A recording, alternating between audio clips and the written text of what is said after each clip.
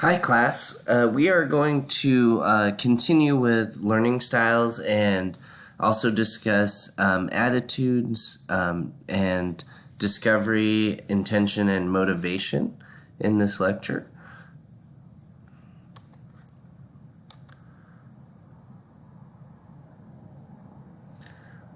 So to kind of piggyback, we learned about a lot of different learning styles, and I'm going to just kind of recap and build on what we've already learned and talked about.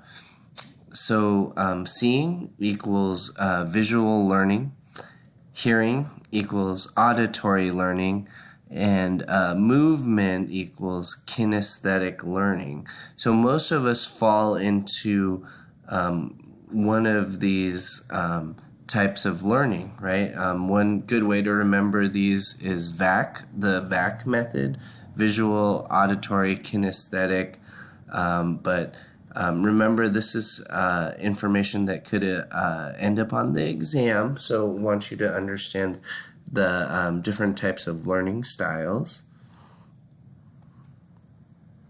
So I want to talk about ways that you can use visual learning. So as we learned in the last lecture, we all have certain preferences or ways we like to learn.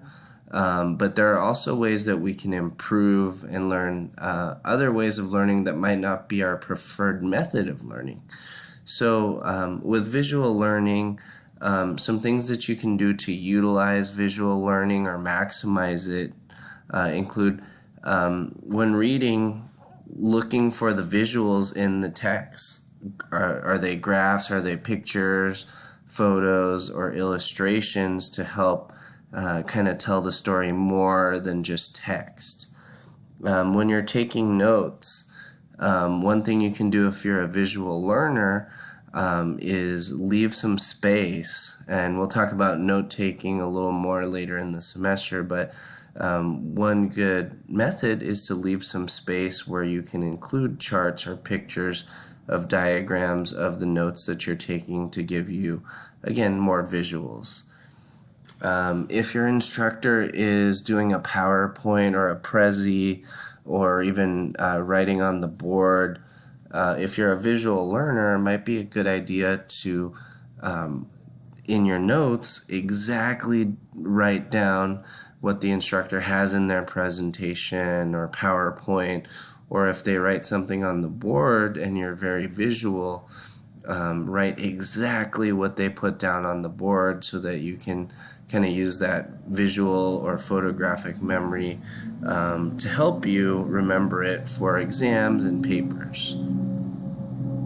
Another good thing to do if you're taking an exam is to kind of visualize the notes that you take, or if you use flashcards, visualize those flashcards that you make and look for that picture. And these are ways that you can really maximize it if this is your preferred method, or if you're not as strong of a visual learner, you can kind of use these methods too. Now we're going to talk about auditory learning, different ways you can utilize it. If the instructor allows it, one thing that you could do is that you could record the class lecture and listen back to it multiple times. You might be able to even listen to it on your commute to school, or if you're at the gym. Another good thing is to complement the textbooks. You might be able to get your text in audio if it's available. But again, some of us, if we hear it, we learn it a lot better. Talking about the material covered, speaking out loud, saying it in your own words out loud is really helpful to improve your auditory learning. And if you are someone that really benefits from it, that technique by speaking of the notes or material covered can be helpful. Meeting with other students in small groups and actually talking and discussing the material could be really helpful, as opposed to just kind of reading and reflecting by yourself. Another way to get good auditory feedback is by talking to your instructor during office hours about what's being covered and what you're learning and what you're reading about.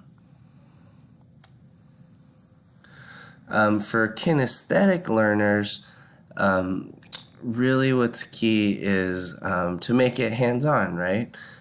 So one thing you can do if you're a kinesthetic learner is while you're walking or exercising or working out, try thinking about or reviewing and reciting the concepts. Another thing that could be really helpful is using video tutorials. So I don't know about some of you, but maybe you want to learn how to put something together. Are you someone that likes to watch YouTube to walk you through it? Well, if you're a kinesthetic learner, maybe you can use video tutorials to help walk you through material that's covered in your classes. If you're in a music class, maybe there's a YouTube video or a video out there that can help walk you through something.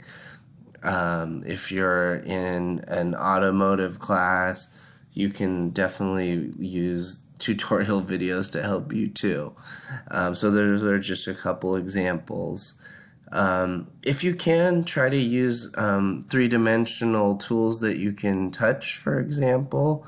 So I know that at College of San Mateo, there are some situations where you can use the library, and in the library they have a makerspace where the makerspace has a 3D printer, so sometimes students can look at diagrams for architecture there.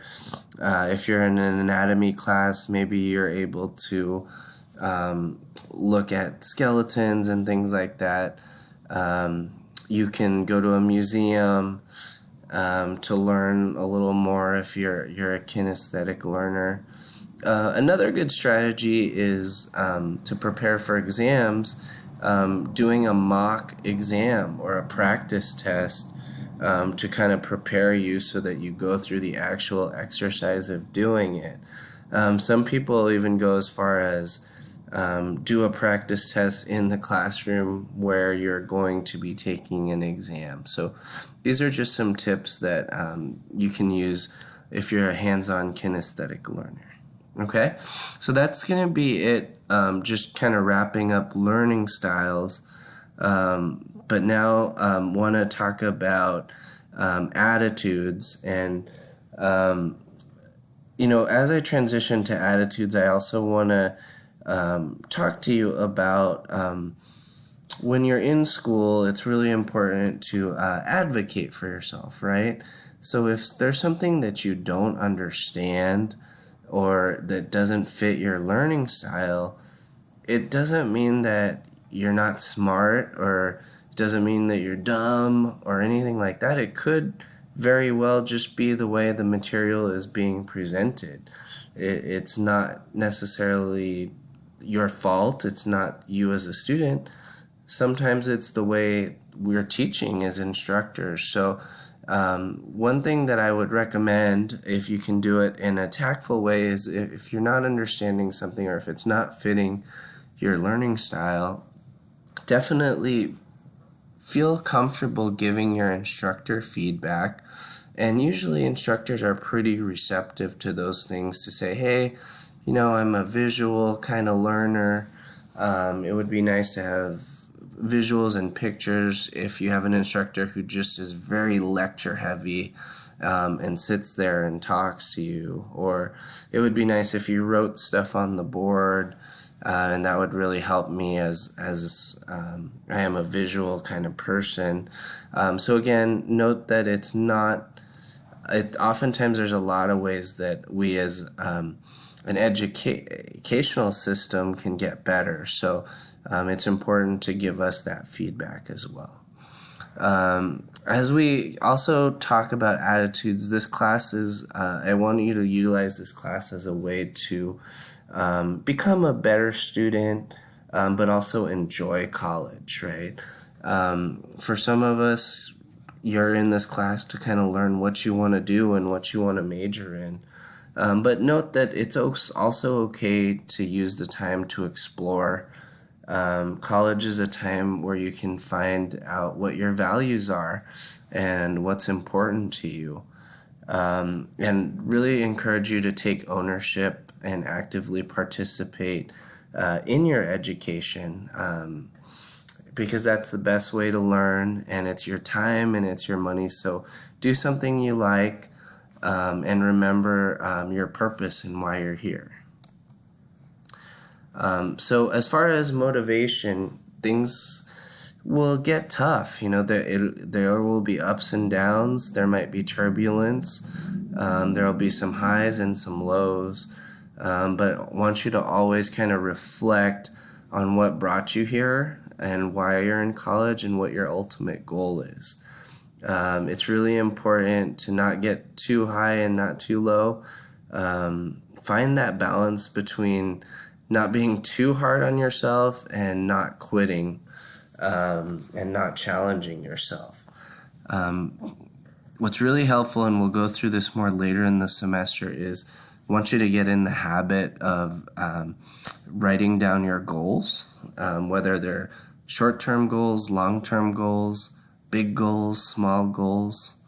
If you're a student in my class, I want you to understand that one of the ways that you can be really successful in school and also in life is by asking for help. So folks who are successful rarely are able to do it solely on their own. Most people get help along the way, and it's important that when others need help too, to pay it forward and give them some help too. So use the resources around you. We learned about those student services, but be okay with asking for help, because it is your education, and want you to take ownership and have enough courage to ask for that help. And your teachers, the staff, the counselors, they all want to help, and generally we're here because we want to see you do well. So ask for that help. It is your education. Also, note that negative thinking and a negative outlook usually leads to negative results. So do what you can to have a positive outlook, and be kind to yourself. Give yourself credit. One strategy is on Post-its, write yourself notes of affirmation, like you're awesome, you're a good person, you're smart, you're a great student, just to kind of remind yourself, because it's so easy to be negative and not believe in yourself. And a 16 to 18 week semester can be tough, and 2 to 3 to 4 to 5 years of college can be tough. So it's important to stay positive and be kind to yourself. So in closing, again, we've covered learning styles, attitudes, and motivation. So just kind of reflect on what subjects are really strong and fit your learning style. Know that just because something doesn't fit your learning style doesn't mean you'll not learn it. It means that you might have to put in some work. You might have to get uncomfortable and utilize other learning styles. It might mean you might have to also have that difficult conversation with your instructor to say, hey, I don't understand, or can you teach it this way? Can you explain it that way? That's difficult sometimes for us to ask, but again, I would say most instructors are pretty open to that feedback. Remember to reflect on why you're here, especially when things get tough or you want to quit. Reflect on that motivation and make sure that you maintain that balance of being too hard on yourself or quitting too easily, and have that positive outlook. So I want you to have a great weekend. Next week we're going to dive into time management, and it'll be a couple short weeks because of President's Day. So enjoy this weekend, and we'll connect with you again next week.